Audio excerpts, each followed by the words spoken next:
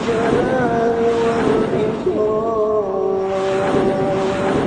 فبأي آلاء ربكما تكذبان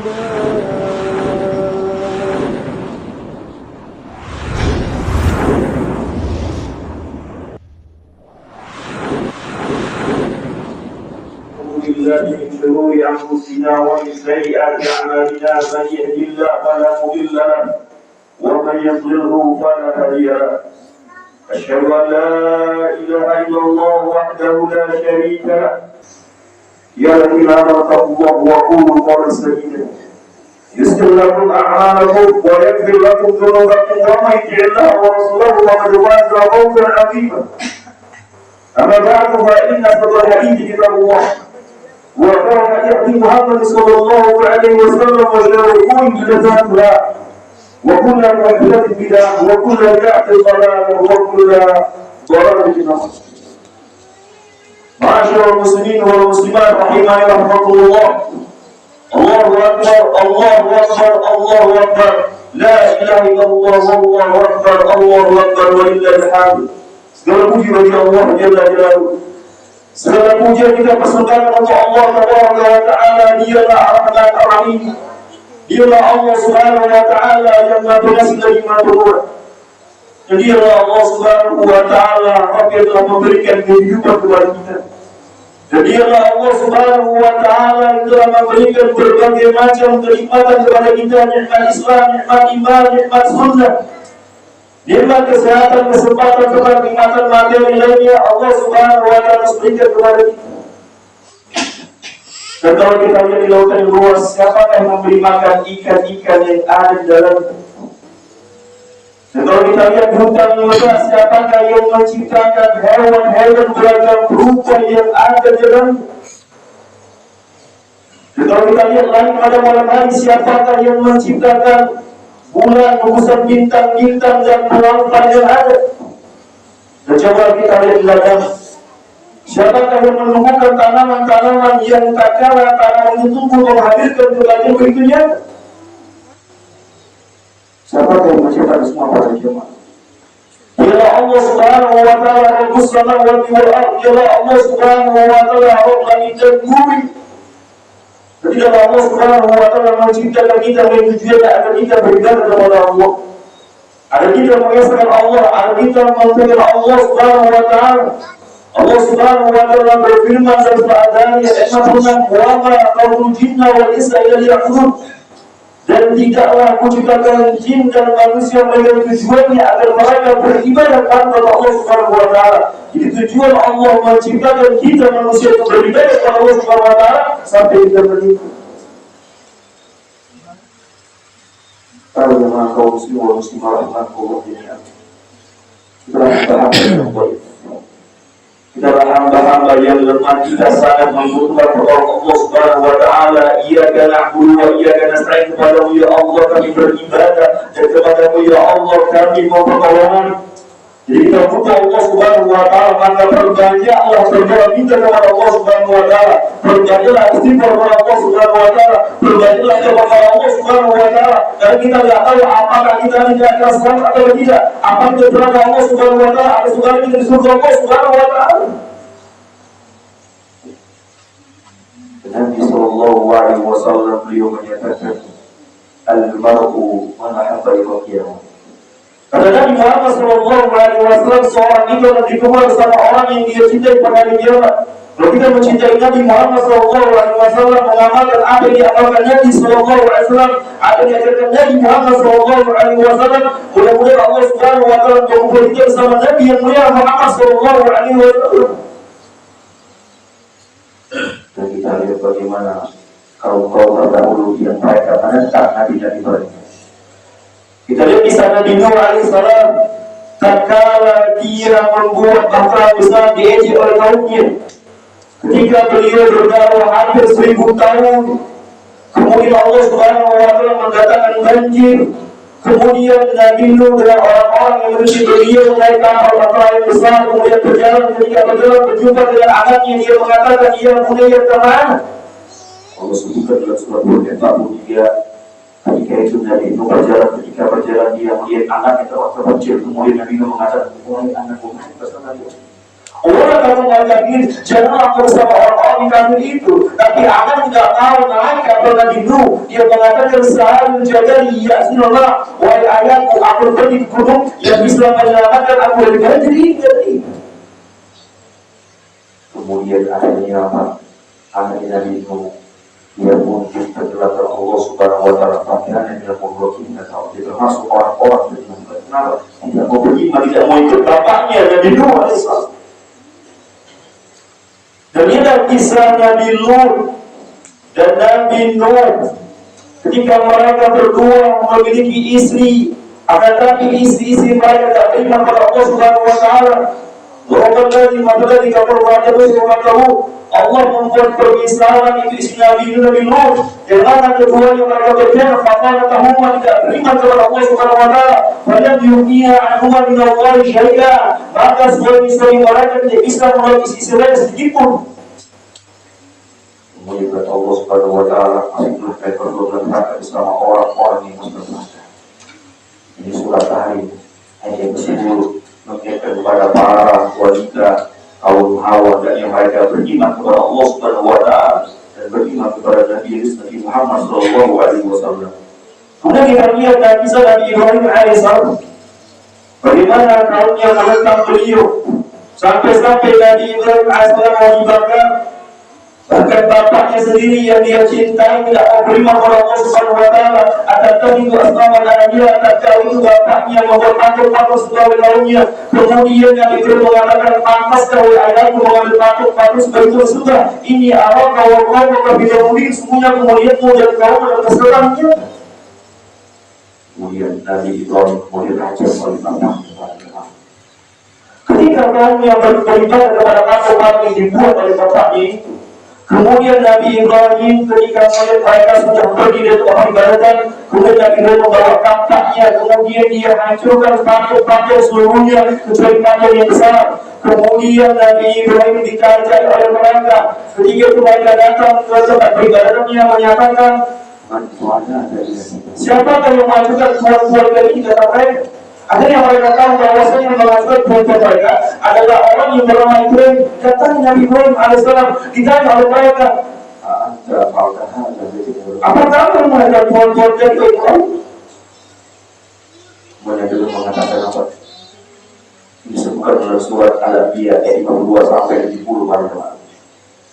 Ketika itu Nabi Ibrahim mengatakan kepada mereka, kalian lihat patung yang besar itu. Kalian lihat patung besar itu, ini kalian juga kalau dia benar-benar seperti itu.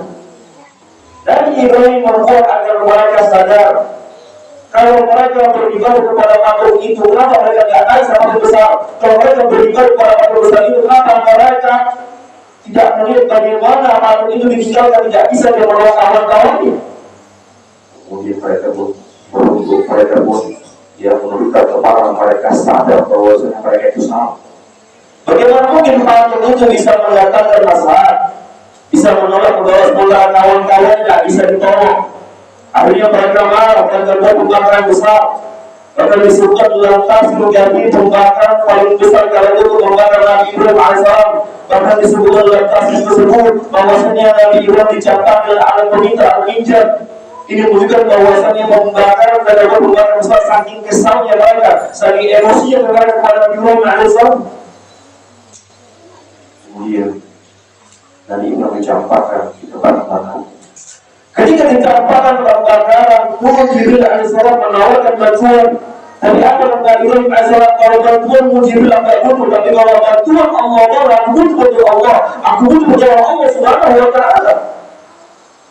Kemudian kita Nabi Ibrahim tempat pembakaran, api yang menggelegar, yang berkobar-kobar menjadi dingin para jemaah. Allah juga mengatakan ya naru kuni pada wassalam ala Ibrahim wa al-anbiyin. Selamat kepada Ibrahim alaihissalam.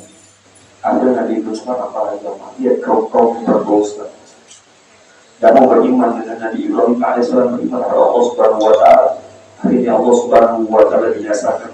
Allah Subhanahu wa taala memberikan mereka azab yang tidak bagi mereka tidak beriman kepada Allah Subhanahu wa taala.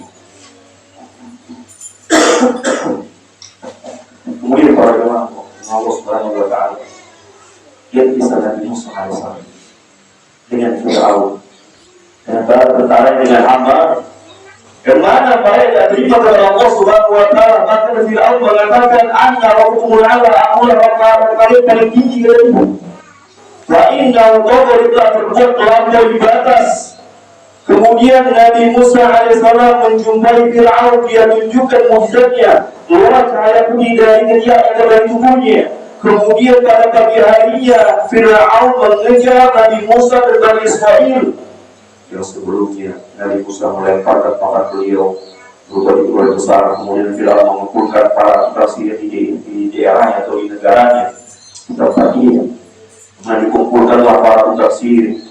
Ya, itulah saya barang dijumpakanlah Nabi Musa dengan para tukang sihir. Kemudian tukang sihir itu melemparkan tali-tali mereka, orang yang mulainya berubah jadi ular. Kemudian Nabi Musa alaihissalam melemparkan beliau jadi ular yang besar, malah ular-ular yang ada. Kemudian akhirnya penyihir, kemudian tukang Fir'aun ini mereka pun tertunduk, mereka beriman dengan roh Nabi Musa dan roh Nabi Harun. Pada pagi yang Nabi Musa dan Bani Israel dikejar oleh Fir'aun dan berkata yang paling yang sebutkan di dalam surat Syu'ara, ketika Nabi Musa alaihissalam berlari dengan Bani Israel dikejar oleh berbagai. Ketika di hadapan Nabi Musa alaihissalam lalu di belakang mereka musuh. Kemudian Bani Israel mengatakan kita sudah melihat oleh Fir'aun berlaranya. Seolah mereka mengatakan kita bisa lari kemana kita ini. Kemudian Allah Subhanahu wa Ta'ala menyatakan dalam surat Syu'ara ayat 63, "Alif bi'asokal bahan wal Musa." Pukullah laut itu dengan tongkatnya. Kemudian Nabi Musa mengambil tongkatnya, dia pukullah dengan tongkat beliau, dan akhirnya apa yang terjadi? Laut itu terbelah jadi gelombang-gelombang yang besar, atau seperti gunung yang besar. Jadi gelombang yang besar itu bukan seperti rumah kita, bukan seperti masjid kita, lebih besar lagi seperti gunung kata Allah Subhanahu wa Ta'ala. Kemudian Nabi Musa berbalas mereka berjalan ke arah lautan. Ketika mereka berjalan, tetapi kita Fir'aun bertentangannya. Ketika Nabi Musa dan Bani Israel mereka sampai di tepi, kemudian Fir'aun berlari di tengah lautan. Akhirnya Allah Subhanahu wa Ta'ala binasakan mereka. Ketika sudah bersama mau Fir'aun, dia pun menyatakan, "Aku beriman dengan rohnya Musa." Tapi apalah iman kalau sudah sakaratul maut, sudah mau meninggal dari Allah Subhanahu wa Ta'ala. Kata juga disebutkan Jibril mengatakan, "Aku hampir saja menyumpeli mulutnya Fir'aun yang tanah agar dia tidak dapat rahmat dari Allah Subhanahu wa Ta'ala, agar dia tidak beriman kepada Allah Subhanahu wa Ta'ala, saking kesannya Jibril alaihissalam." Maka Allah Subhanahu wa Ta'ala itu memberi pesan kisah yang besar dari tangan lagi. Kemudian lihatlah kisah dari Muhammad sallallahu alaihi wasallam, Nabi yang mulia. Beliau berdakwah selama 13 tahun di Mekah dengan berbagai cobaan dan ujian. Beliau dihina, dikatakan gila, dikatakan tukang sihir dan lain sebagainya. Ketika beliau sujud menghadap Ka'bah, dilempar bagian hewan atau kepala hewan, dihinakan oleh musyrik Quraisy. Ketika beliau sudah hijrah ke Mekah, dari Mekah ke Madinah, beliau dikejar-kejar, mau dibunuh. Bahkan dia mampu membunuh Nabi SAW, itu mendapatkan 100 ekor unta sebagai imbalannya. Nabi Muhammad SAW ketika di Mekah berdakwah, beliau pernah diboikot sampai tidak makan, hanya memakan dedaunan dengan para sahabat. Diboikot, tidak boleh muamalah dengan Nabi SAW para sahabat yang beriman banyak.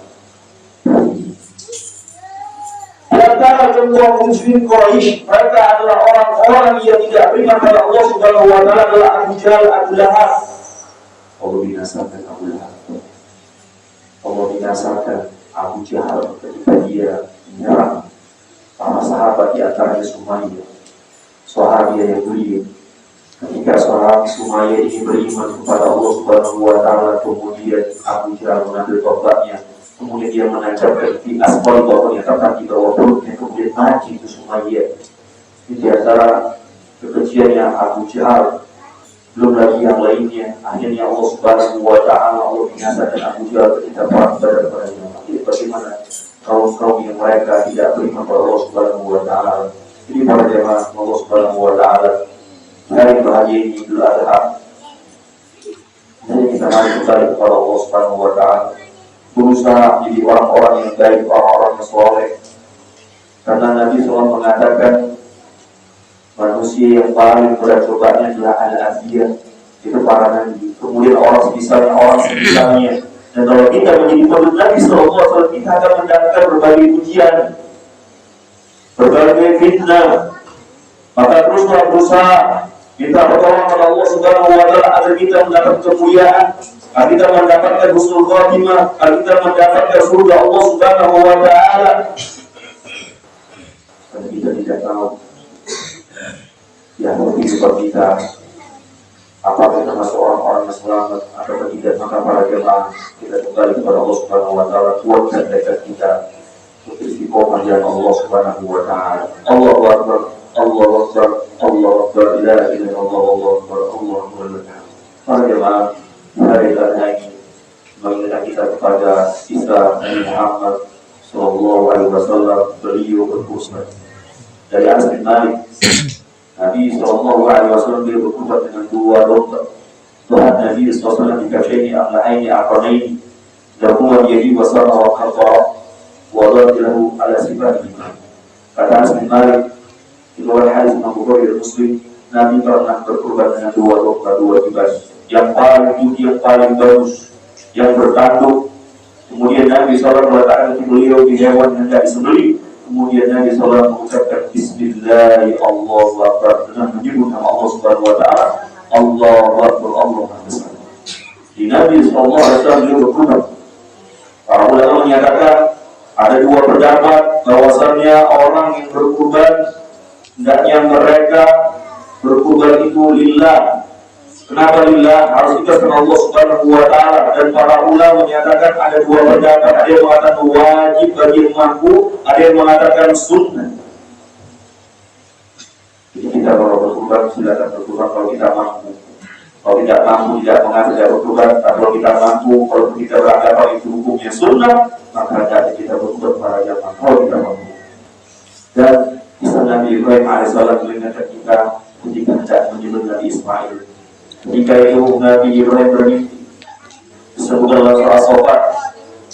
Nabi Ibrahim bermimpi, dia mengatakan kepada Nabi Ismail, ya bunayya inni ara fil manami anni ukhruju. Wahai anakku, aku bermimpi dalam mimpi itu aku menyebutkan surat Al-Baqarah, bagaimana terus? Kemudian Nabi Ismail mengatakan kepada bapaknya Nabi Ibrahim, ya abadi ifal ma tumar fadini sya'ul nasabirin. Wahai bapakku, berjagalah apa yang Allah perintahkan kepadamu, kelak engkau mendapati termasuk orang yang sabar. Kemudian Nabi Ibrahim dan Nabi Ismail beliau, ya mereka berdua sudah pasrah tidak menyuruh Nabi Ismail. Kemudian Allah ganti dengan domba atau kambing yang besar. Apa idenya? Yuhin Azim. Kami ganti domba yang besar sebenarnya dengan domba yang besar. Ini bukan bahwasannya para jemaah Nabi Ibrahim alaihissalam beliau diperintah Allah Subhanahu Wa Taala. Jadi kita berkorban itu dalam rangka untuk mendekatkan diri pada Allah Subhanahu Wa Taala. Karena makna korban adalah korban atau korban yang artinya dekat. Dalam istilah syar'i, ma'yus tahu bin baidil anam ayat menahari isabat dahar atau Allah. Korban adalah binatang ternak yang disembelih pada hari-hari Natal, sebab maksudnya hari Idul Adha adalah rangka untuk mendekatkan diri kepada Allah Subhanahu Wa Taala. Jadi korban kita itu adalah korban lillah untuk Allah Subhanahu Wa Taala. Dalam rangka kita kepada Allah, kita kepada Allah Subhanahu Wa Taala. Demikian para jemaah, kita telah mengingatkan kepada para kaum hawa. Karena Nabi SAW ketika khutbah Idul Fitri Idul Adha, beliau menyampaikan wasiat untuk para kaum wanita. Nabi SAW mengatakan, "Ad-dunya umada, wa hurmati dunya al-mar'ah."